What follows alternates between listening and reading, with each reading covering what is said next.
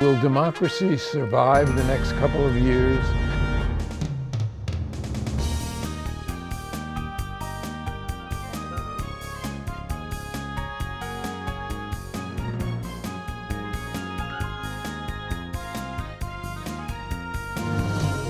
Access to Democracy is made possible by donations from the following organizations. Thomson Reuters, a global company with expertise and insight to unravel complex situations in the areas of law, tax, compliance, government, and media.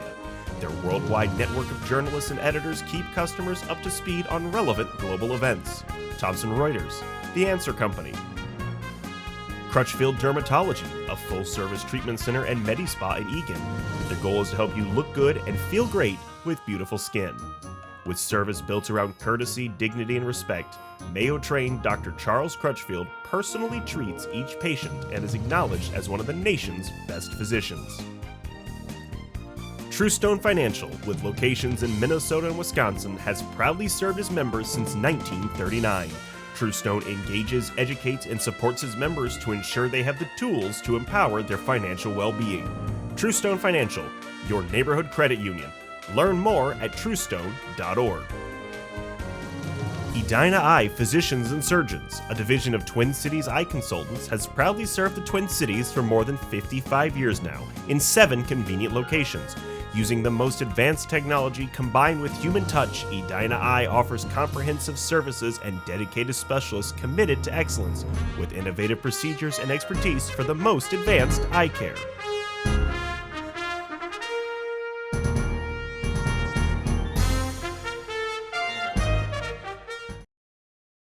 Hello, everyone, and welcome to Access to Democracy. I'm your host today, Michelle Engdahl. Joining me today is Jason Sanders, the Executive Director of Dodge Nature Center and Preschool. Hi, Jason. Hi, Michelle. How are you doing today?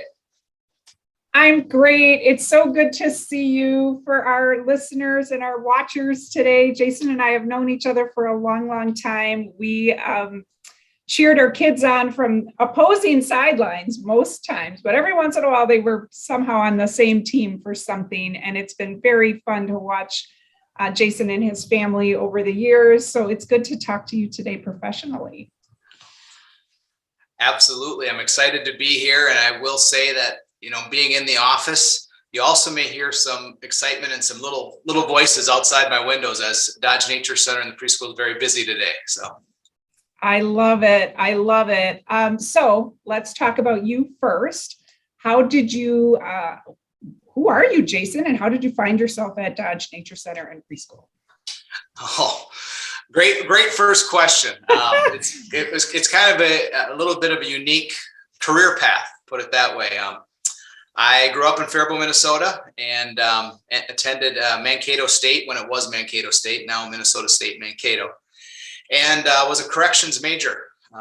Really felt that my future, my professional experience is going to be in probation or working as a case manager in a prison. That's where I interned. Really enjoyed that. So got my Bachelor of Science degree, got a job at Appleton Correctional Facility, which was a private prison in the state of Minnesota, a small town out west. And started there and really got my feet wet, an 8-week academy, working in a prison. And I'm like, hey, I got a job in my field. I'm very excited. About that same time, I was engaged, and my fiance was finishing up school at Mankato. And my weekends were Wednesday, Thursday, 10 at night till 6 in the morning. And you start feeling that pressure of, hey, I'm in love. I don't know if this is going to work for me. So I ended up leaving and coming back to Faribault and kind of looked for a job in my field. And Darts hired me in West St. Paul to create a program there that took kids that have gotten into a little bit of trouble, so they've had a little community service, and matched them with seniors, and we did outdoor chore work. This was about 1997 then, and I'm very proud to say that Darts is still thriving with the outdoor chore program. It's changed a little bit, but the premise is helping seniors continue to remain independent, and also having volunteers play a role in that. And I really enjoyed that at Darts. I had a great mentor there, the CEO of Dick Graham, and still talk to Dick, and he really helps me in making a lot of the decisions that I do. And then one day, the director of volunteer resources opened at Darts. And I'm like, hey, this is what I'd like to do. I want to lead a volunteer department. I like this nonprofit stuff. So I started leading the volunteer department. Mr. Graham and other leaders at Darts came to me and said, hey, Jason, we'd like you to attend leadership and get your mini MBA in nonprofit management. So I did that at St. Thomas. Really enjoyed that. And Darts was a place I thought I was going to be for a long time. And then Dodge Nature Center and Preschool came calling, and they really wanted to build up their volunteer department. And I was hesitant. I love Darts. I love seniors. And then they brought me into the preschool at Dodge. And at that point, I had 2 preschoolers, and I absolutely loved it. My wife loved it. And we said, this is where we want our kids. So came over to Dodge, watched my kids go through the preschool, ran their volunteer department, and kids growing through camps here. And all of a sudden, I got a passion for environmental education. Being around the people here at Dodge, you can see that in them, and it started to instill in me. And the executive director role came open in 2010, and I said, this is my time. I want to go for it. I did that, and I'm so happy I did. I absolutely love it. So I've been at Dodge since 2003, been the director since 2010. My kids have now, one is graduated from college, one's in college, and without that experience here at Dodge, they wouldn't know their surroundings. They wouldn't take notice of the things that we need to take notice of today, and that makes me very proud, gives me goosebumps every time I say it. And that's why my path, my story is exactly where I want to be right now. I love it. First of all, you're just infectious, and I love your enthusiasm. I always have. So it's so great to see it here as you talk about something that you do every day, right? 40 hours plus a week, right? So Dodge, I've been there. It's just this gem, but maybe even a little bit of a hidden gem. So what's special? What makes it special? Well, what's special to me is our founder, Mrs. Dodge. She found this land, in 1965 and said, hey, what's going on here? We see development from St. Paul coming this way. And she started buying up the truck farming land that was here. And in 1967, she turned it into a nature center. So this was all open land, farming land. So she found volunteers to plant the trees and turn it into a nature center. She had that vision. She was a pioneer. And, 50 some years later, as executive director, I just hope that we're still making her proud, because this is her vision. And it's something that we instill in ourselves and everybody that comes here. And it sits in the middle of the city. We're 10 minutes from downtown St. Paul, here in West St. Paul, surrounded by, residential and development, but this stays in the middle. This is where you can come to get outside. Our mission is providing exceptional experiences in nature through environmental education. So it's hands-on learning. It's allowing people to experience things that you maybe don't take notice every day. And, we're preserving the land. We're taking care of it. Our tagline is nourish your need for nature. So we are encouraging people to get outside, whether it's at Dodge, anywhere. What makes Dodge a little bit different is we are a private nonprofit. We have no funding from the state or the county.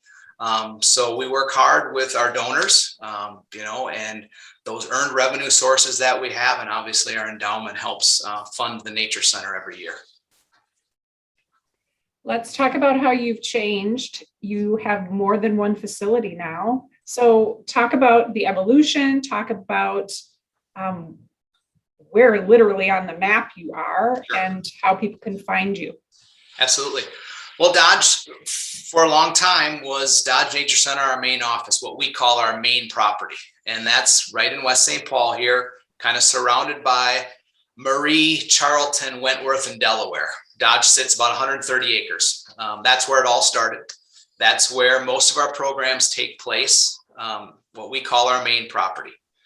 Across the street from the main property, we acquired, or Mrs. Dodge, I should say, bought up land right across Marie, so more behind Charlton Homes. She bought up that land, and also that became part of the Nature Center. That's about 40 acres.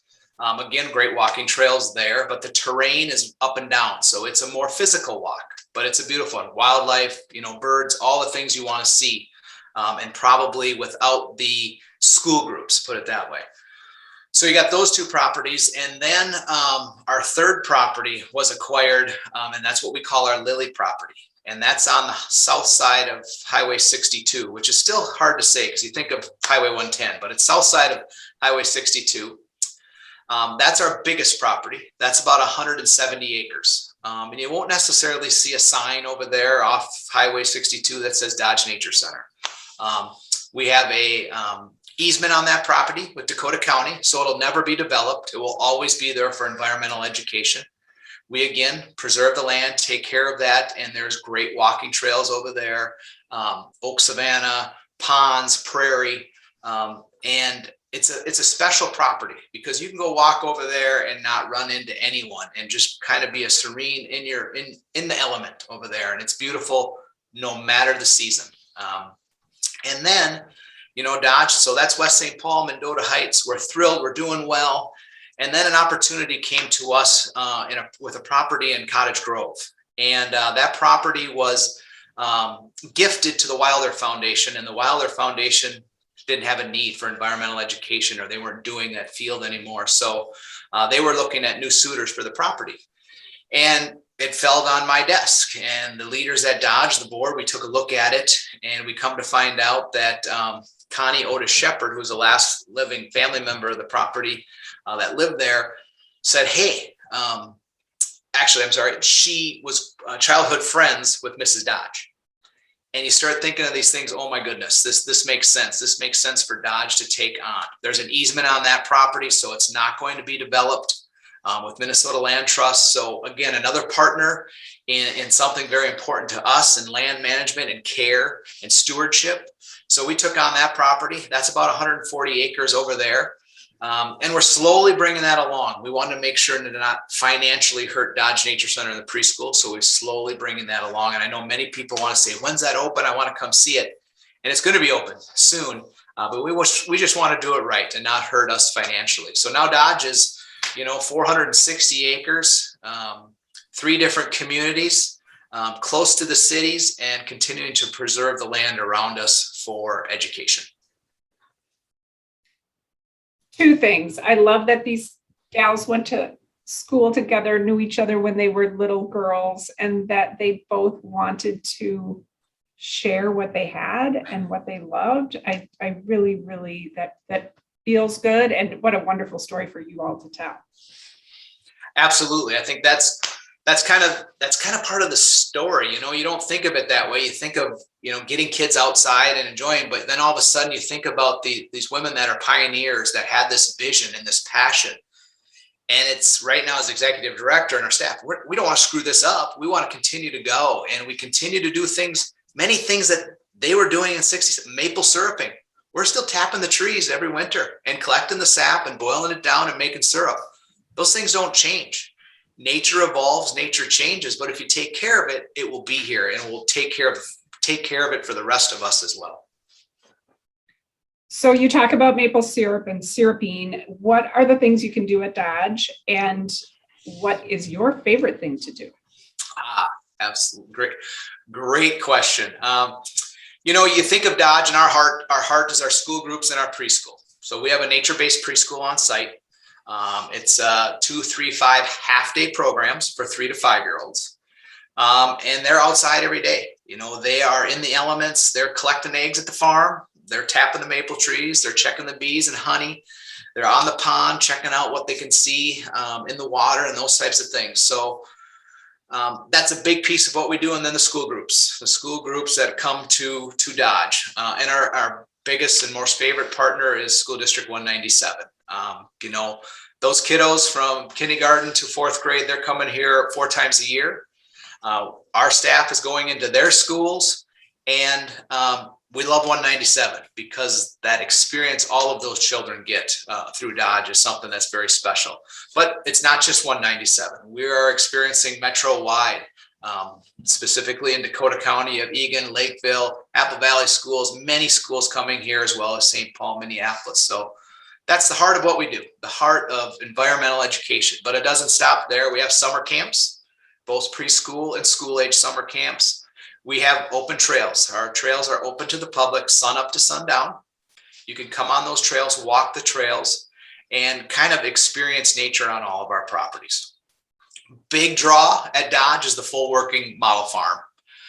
It's not necessarily a petting zoo where you get to go into the barns, but at the right time of the season, animals are outside. You're going to see the horses, the pigs, the goats, the sheep, the chickens.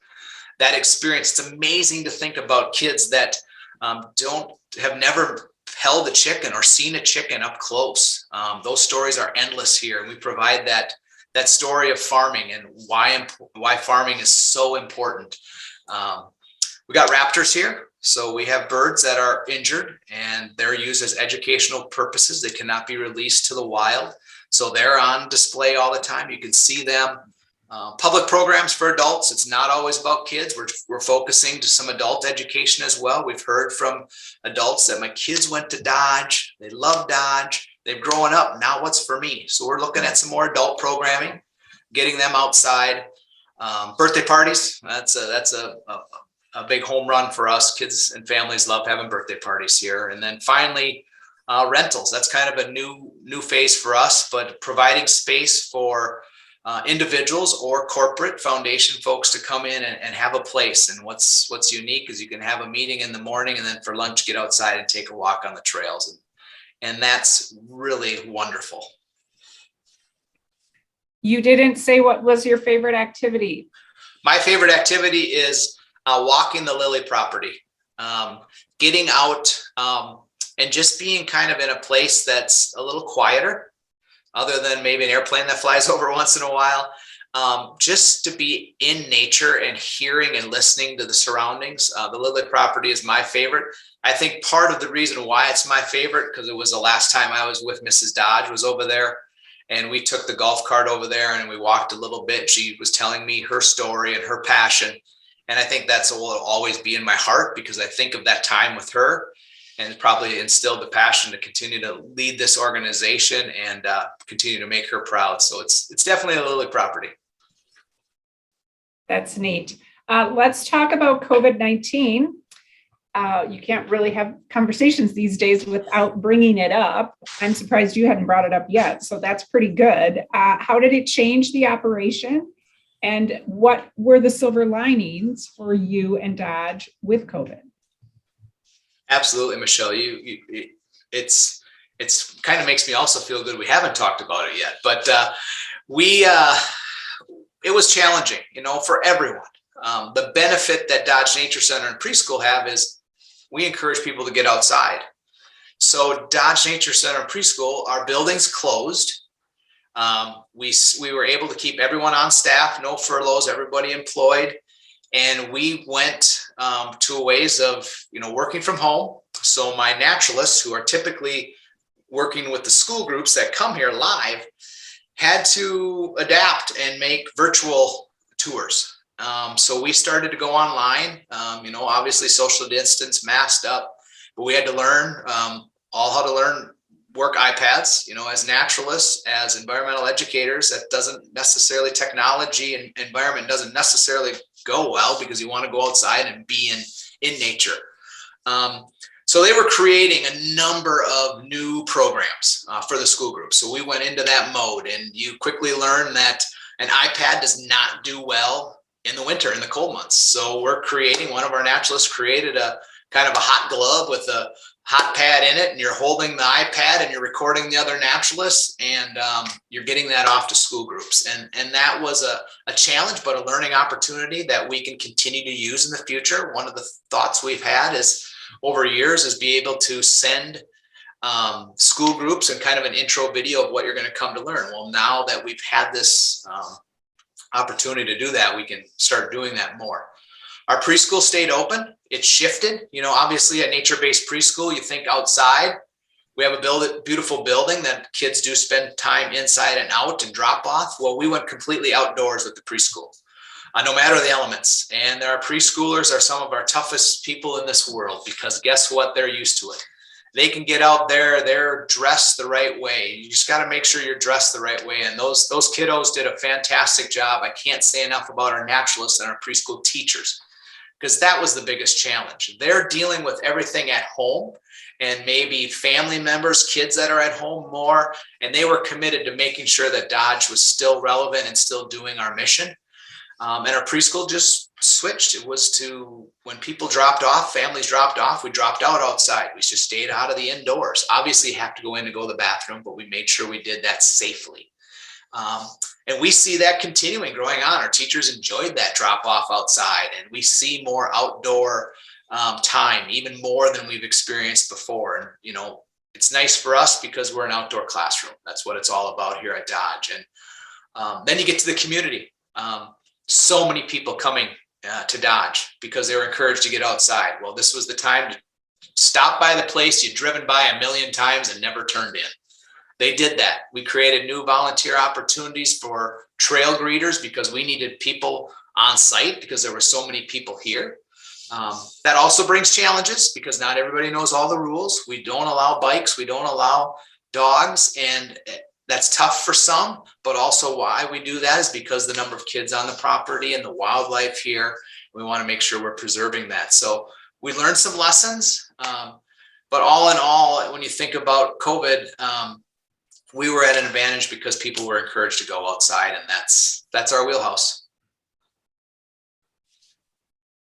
Let's talk about your short-term future and your long-term future and how you look 6 to 12 months out and then 5 years out, right? Good organizations are always planning for the future. What excites you the most in the short term and in the long term?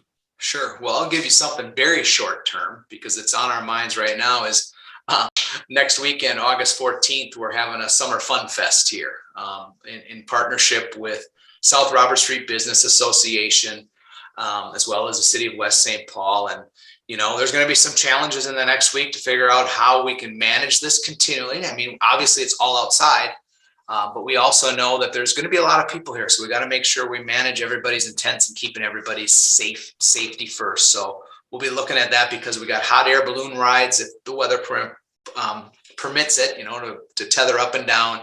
Pony rides, a teddy bear band will be here. We'll have the farm open to see the animals and other environmental education chances there. So we're excited for that. That's the short term because that's how short it is. You start thinking about these things. But, you know, when you think about our goals and where we're going, we're in the midst of a comprehensive campaign. We're the organization that kicked off a campaign, a $40 million campaign in the middle of a pandemic. What were we thinking, right, Michelle? It's kind of questionable, but what we were thinking is it's Minnesota. Us Minnesotans are hardy. Us Minnesotans give.